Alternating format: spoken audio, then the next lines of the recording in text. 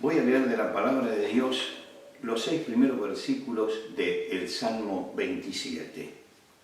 Este salmo es un salmo de David y es una confesión de fe maravillosa de alguien que está en ese momento lejos del lugar de reunión, del santuario.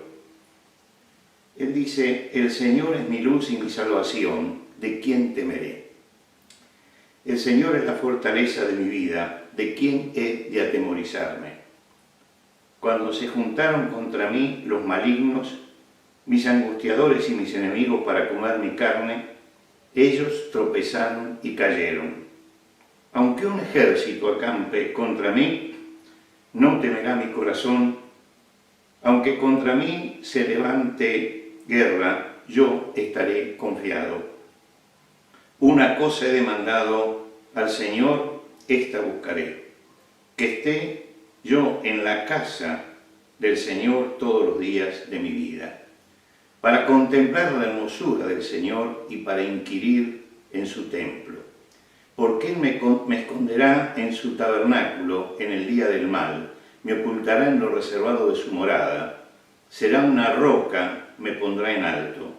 Luego levantaré mi cabeza sobre mis enemigos que me rodean, y yo sacrificaré en su tabernáculo sacrificios de júbilo, cantaré y entonaré alabanzas al Señor. Es interesante este salmo de David, que repite varias veces la palabra temor. Dice: el Señor es mi luz y mi salvación, ¿de quién temeré? El Señor es la fortaleza de mi vida, ¿de quién he de atemorizarme? Aunque un ejército acampe contra mí, no temerá mi corazón. El temor parece ser el tema sobre el que gira realmente este salmo, en un momento en que él no puede ir a la casa del Señor y está viviendo en medio de la angustia. En nuestro idioma hay una diferencia entre temor, miedo y pánico. El diccionario nos da ya las diferencias. Dice que temor es la pasión de ánimo que nos hace huir, o rehusar aquello que se considera dañoso, arriesgado, peligroso. Mientras que el miedo es la angustia frente a un riesgo o un daño real. Fíjense que en el temor nosotros vemos el mal o presentimos el mal y nos alejamos. Mientras que en el miedo, la angustia y el riesgo de lo que nos está pasando nos angustia profundamente. El pánico es cuando ya el miedo nos paraliza. David estaba viviendo un momento muy difícil, pero él no habla ni de miedo ni de pánico. Él habla de temor. No temeré, no temeré. Es decir, él tiene que superar ese primer escalón, tan difícil a veces de superar, donde él tiene que mantenerse firme en el Señor. Por supuesto que algunos no tienen ninguna razón para tener temor y temen igual. Y yo conozco mucha de esa gente que no tiene ninguna razón, pero ve peligro por todos lados y está temiendo permanentemente.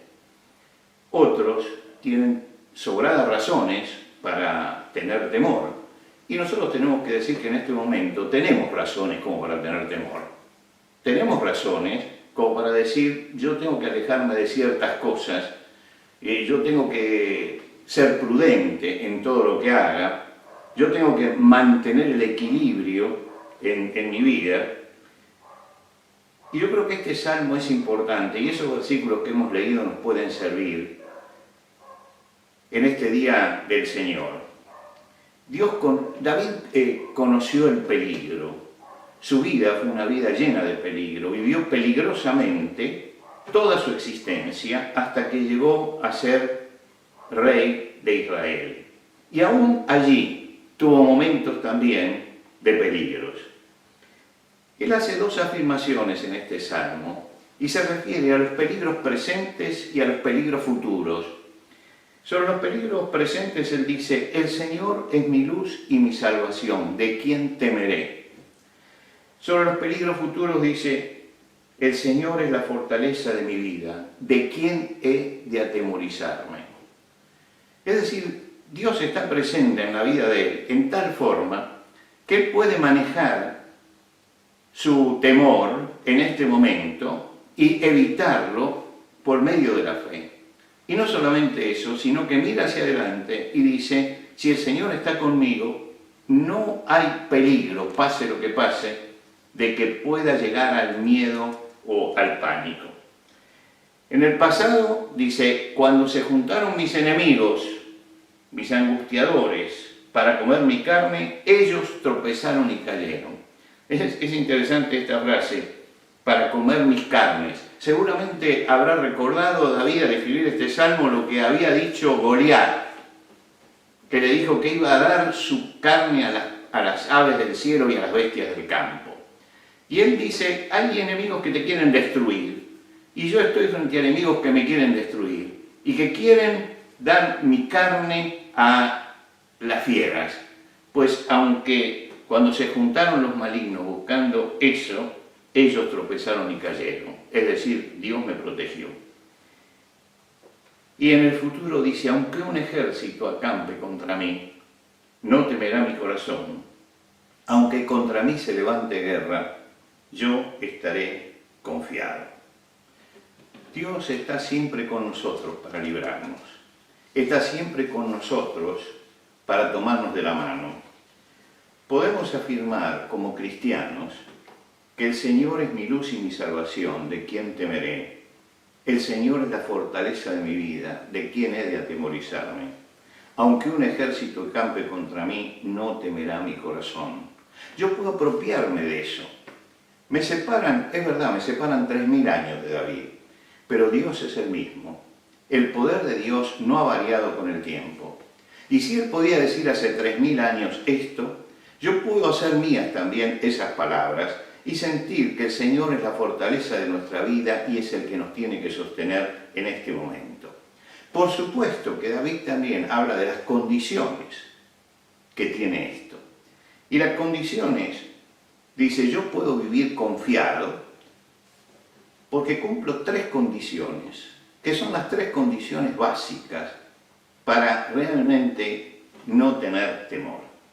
En primer lugar, él anda bajo la luz de Dios. Él dice, el Señor es mi luz y mi salvación. Fíjense que él podía decir, Él es mi salvación, pero él dice, no, el Señor es mi luz y mi salvación. Cuando nosotros vamos al Nuevo Testamento, el Señor Jesucristo dice, yo soy la luz del mundo, el que me sigue no andará en tinieblas, sino que tendrá la lumbre de la vida. Pues esto es lo que era la vida de David. Él vivía en ese momento bajo la luz de Dios. Y cuando nosotros estamos bajo la luz de Dios, es decir, cuando nuestro camino está siguiendo al Señor que ilumina nuestra vida, en ese momento yo puedo estar confiado. La luz del Señor está guiando mi vida. Cuando los israelitas estaban en el desierto, en el Éxodo, transitaban por la noche y Dios puso una columna de fuego para que esa columna de fuego los guiara. Iba delante de ellos, de noche les alumbraba el camino.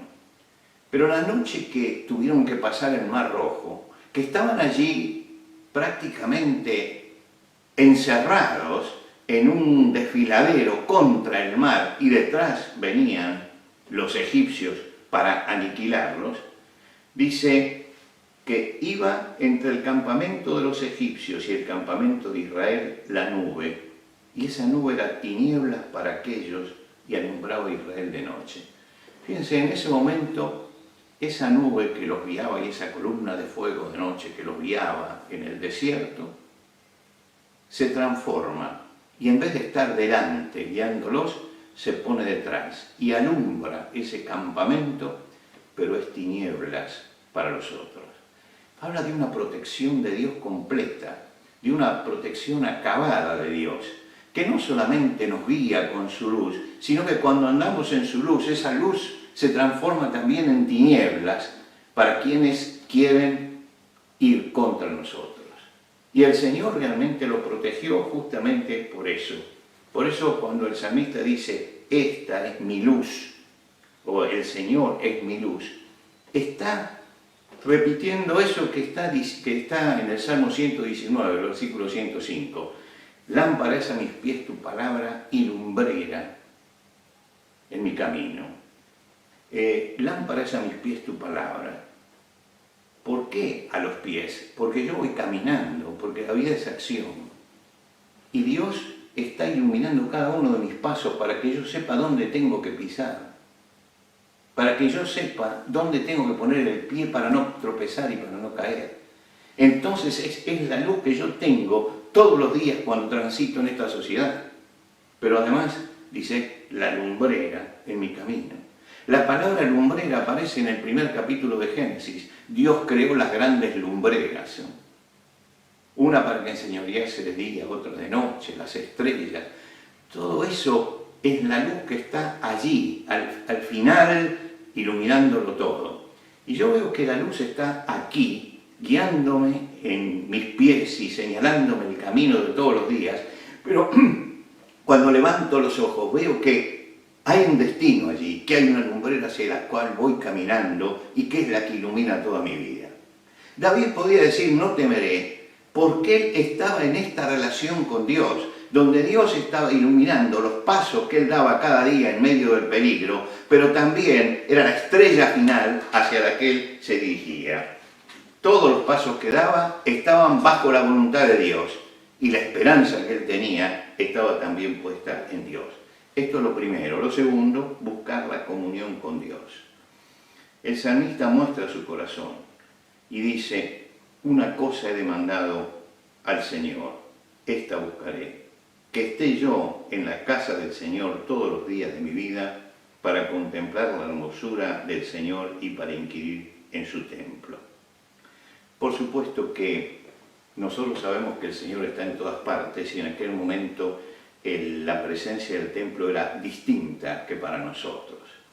Sin embargo, el templo de Jerusalén representaba la comunión del pueblo que se encontraba en Dios. Representaba el aprendizaje. Allí era donde se leía la ley de Dios y donde aprendía todo el pueblo. Y era el lugar de la adoración a Dios. Ahora uno dice, bueno, yo puedo tener comunión con el Señor en mi casa, y la estamos teniendo en este momento. Puedo aprender en mi casa, y por supuesto que podemos aprender. Y yo puedo adorar al Señor. Pero hay algo que nos falta. Y es justamente eso, que es poder encontrarnos con nuestro hermano. Y yo creo que estos días de cuarentena, en que no podemos reunirnos, en que estamos pasando varios días sin reunirnos, vamos a empezar a valorar lo que significa la comunión con el hermano. A valorar lo que significa poder estar con él, poder sentir que tengo alguien con quien compartir, poder orar junto con él, poder aprender junto con él y poder tener esa vivencia espiritual compartida. El apóstol Pablo, cuando escribe a los Efesios, dice que tenemos que comprender la hondura y la grandeza del amor de Cristo con todos los santos. ¿Por qué? Porque cuando nosotros estamos en comunión y estamos todos juntos, nos miramos la cara y vemos detrás de cada uno una historia diferente, una vida diferente, una situación diferente, pero el Señor nos está reuniendo. Y mis hermanos, por eso nosotros podemos decir como David, una cosa he demandado del Señor y esta buscaré, que esté yo en la casa del Señor. Y creo que esta tendría que ser la oración en este momento nuestra. Señor, que en alguna forma podamos superar esto y podamos volver a vivir la comunión para relacionarnos no solamente contigo, sino con los demás, para aprender juntos y para adorar juntos al Señor. Él me esconderá, dice David, en su tabernáculo en el día del mal. Y en segundo y tercer lugar, es disponernos a honrar al Señor. Y yo sacrificaré en su tabernáculo sacrificios de júbilo y cantaré y entonaré alabanzas al Señor. No nos tenemos que olvidar de estos días que estamos viviendo. y de todo lo que estos días representan en nuestra vida. Tenemos que tenerlos presentes. ¿Por qué? Porque esto también va a pasar.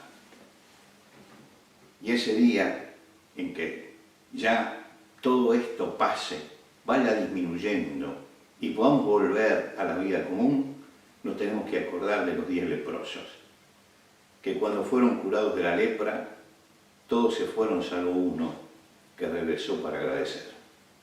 Y lo que dice David es, tengo el propósito de que voy a honrar al Señor, porque Él estuvo conmigo en ese momento. Y yo quiero ir para honrar al Señor. Y yo creo que tenemos que poner nuestro corazón dispuesto a honrar al Señor. El salmista proclama en este salmo su confianza. Él dice que va a vivir confiado. Lo hace con una sólida base. Una sólida base. No es una fe voluntarista. ¿Vio esa fe voluntarista que dice, tengo al Señor, no tengo nada que temer, soy cristiano, no tengo temor? No. Él dice, ¿de quién temeré? ¿De quién temeré? Pero lo hace con prudencia, buscando que el Señor esté con él. David dice, no tengo temor, ¿por qué? Porque tengo una fe voluntarista, porque estoy diciendo, el Señor está conmigo y todo esto. No, no, no. Porque puedo estar confiado porque vivo a la luz de los mandamientos de Dios. Porque busco la comunión con Dios y porque estoy dispuesto a dar la gloria a Dios. 3 cosas, no se olvide. Vivo a la luz de los mandamientos, busco la comunión con Dios y estoy dispuesto a dar la gloria a Dios. Si estas 3 cosas están en nuestra vida, puedo decir, no temeré. Pero esta es la condición para que este salmo que podemos apropiarnos sea realmente nuestro.